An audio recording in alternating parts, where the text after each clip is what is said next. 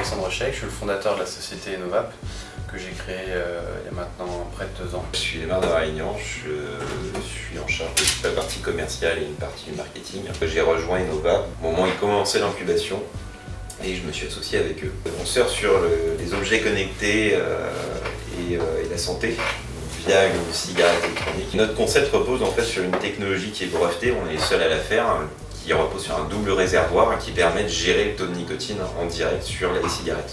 Alors il n'y a aucune e-cigarette qui fait ça à l'heure actuelle.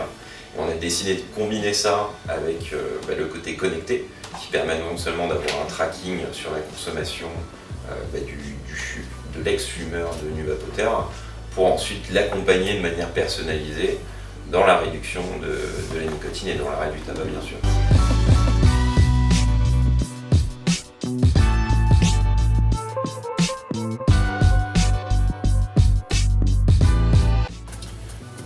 Sur le marketing et je prépare un salon d'objets connectés.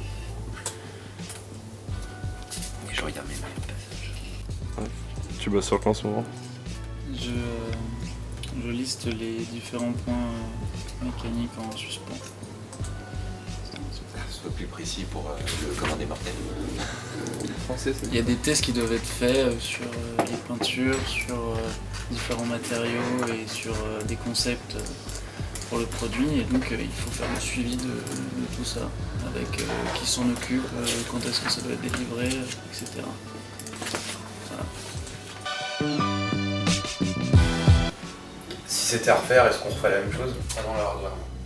C'est vrai que tu veux sortir du software, tu vas pouvoir sortir une application bêta et la retravailler en direct en fonction du retour de tes utilisateurs et des problèmes que tu as.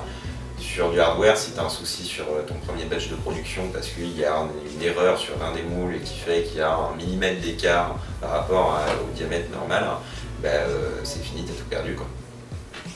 J'étais vapoteur, j'étais fumeur au départ. Je fumais presque un paquet par jour et j'ai découvert la e-cigarette. Je me suis rendu compte des atouts de cette technologie, mais j'ai découvert aussi ses limites, notamment le fait qu'on avait des besoins qui varient au cours de la journée en nicotine. Et malheureusement, le dispositif ne permet pas de faire varier le dosage en nicotine. C'est-à-dire qu'on achète des fioles et on a un dosage fixe tout au long de la journée sans pouvoir autant ajuster la concentration. Et c'est là que m'est venue l'idée de pouvoir... donc j'avais 2 cigarettes électroniques, une avec un dosage faible et une avec un dosage un peu plus fort, et j'alternais en fonction des besoins des moments de la journée.